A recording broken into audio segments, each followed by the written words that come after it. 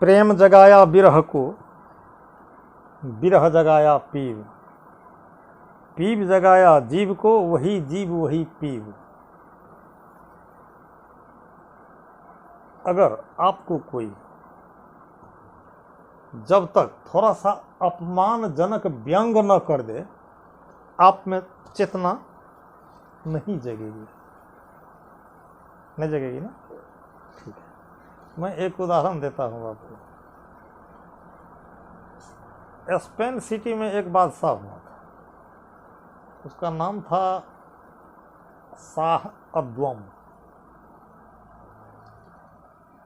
अब वैसे तो राजा महाराजा बादशाह अय्यासी होता ही है, वो कुछ ज़्यादा अय्यास था।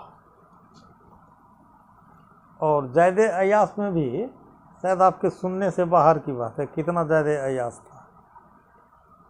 400 घोड़े की सवारी थी, 400 हाथी की सवारी थी, सैकड़ों सिपाही था, सैकड़ों दासियां थी, सैकड़ों मालीन थी, बगीचों को सींचने वाली।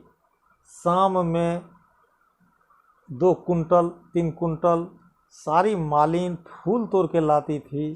फूलों से उसके पलंग पर एक बिछावन लगता था, जिस पर वह राजा सोता था। अपने हवेली के ऊपर जाने के लिए सीढ़ी में कोई पड़ाव नहीं था।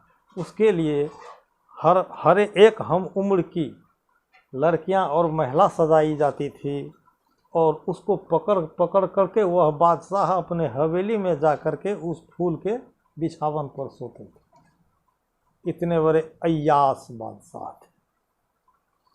उनके राज्य में समीक्षा हो गया, कमेंट हो गया, ये तो बादशाह अपने अय्यास है जी, ये बादशाहत क्या होगा इसका, हम लोग जीवन कैसे चलेगा, हम प्रजाओं का जीवन। तो नहीं 2-4 आदमी बैठते हैं तो कुछ बातें विचरती है, कहा तो फिर इसका समाधान कैसे होगा जी। कहा जी देखो, सुनने में आया है जहाँ दुनिया की सारी शक्ति नीलाम हो जाए, वहाँ फकीरी विद्या लागू करने के बाद कुछ फतह पाया जाता है। तो ये गांव के बाहर में एक फकीर है, चलो तो जरा सा उससे सलाह लें। गांव के कुछ लोग उस फकीर के दरबार में गए, उसको बोले बाबा हम लोग एक समस्या को लेके आए हैं, जिस राज्य में हम हैं, जिस सल्तनत में हम हैं, वहाँ के बादशाह का ये हाल है, हम लोगों का आगे क्या हाल होगा। उसने कहा अच्छा एक काम करो, चलो हम थोड़ी सी उस बादशाह को समझाते हैं। चुट्टा लिया, कमंडल लिया, लोटा लिया, बाबा महाराज पहुंच गया राज दरबार में। लेकिन दरबान बोला जाओ जाओ बाबा, बहुत आए चले गए, तुम क्या बादशाह से गप करोगे। आखिर उन फकीर को इसकी बहुत खली, लेकिन फकीर उसमें फकीरी इल्म होता है, दुनिया के हर मामलों को सिद्ध करने की क्षमता होती है। वो रुक गया और सोचने लगा आखिर करें क्या। शाम का 4 बजने ही वाला था जब सैकड़ों की झुंड निकली मालिन की उस बगीचा में फूल तोड़ने के लिए। तुरंत बाबा महाराज जैसे बाबा रामदेव साड़ी पहन लिए और साड़ी पहन के उस मालिनों के झुंड में घुस गए। तो सैकड़ों है तो कौन किसको पहचानता है। और उन्हीं लोगों के संग में वो भी एक खोछे में फूल तोड़ डाला।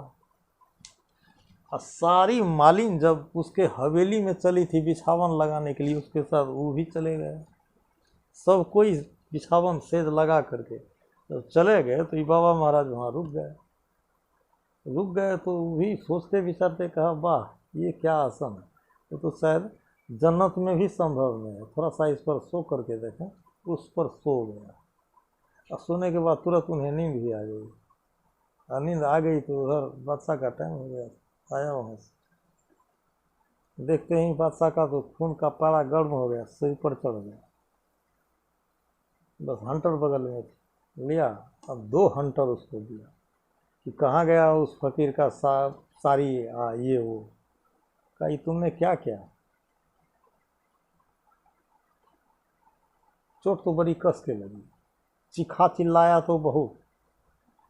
दोबारा जब हंटर उसके पीठ पे चला तो हंसने लगा खिलखिला करके। बादशाह रुक गया, असर क्या, इसको 4 हंटर दिए हैं तो 2 हंटर में यह रोने लगा, अगला ही हंटर में हंसने लगा, ये क्या मतलब है? जी सुनो मालिक, ये क्या मजाक बनाई है, रोई थी फिर हंसी, क्या मतलब है इसका? कहा नहीं बादशाह कोई बात नहीं है, आपने हमको हंटर मारा तो चोट तो हमें लगी इसलिए रोए, और फिर बाद वाले हंटर में हमको हंसी इस बात की आई कि हम 1 घंटा सोए थे।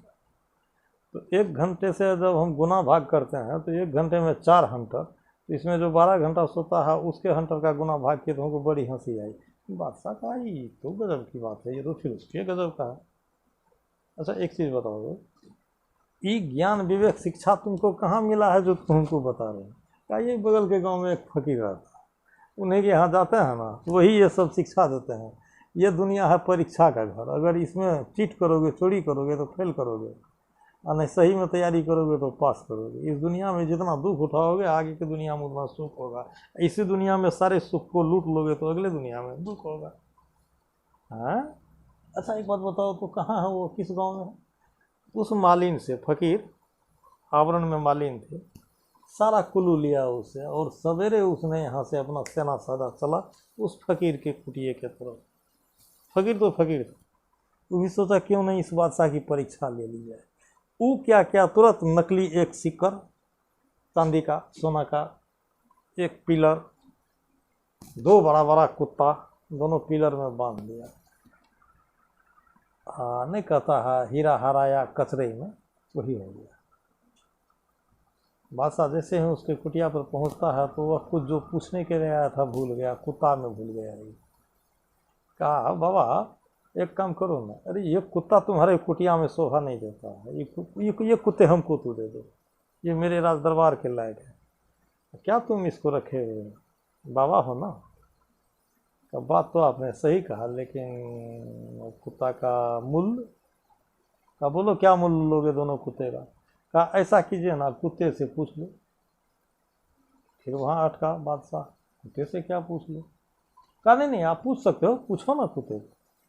तो बड़ी प्रेम प्यार से बादशाह पूछा कुत्ते को, एक कुत्ते तुम्हारे मूल्य कितने हैं? तो लगा ही हंसने के लिए।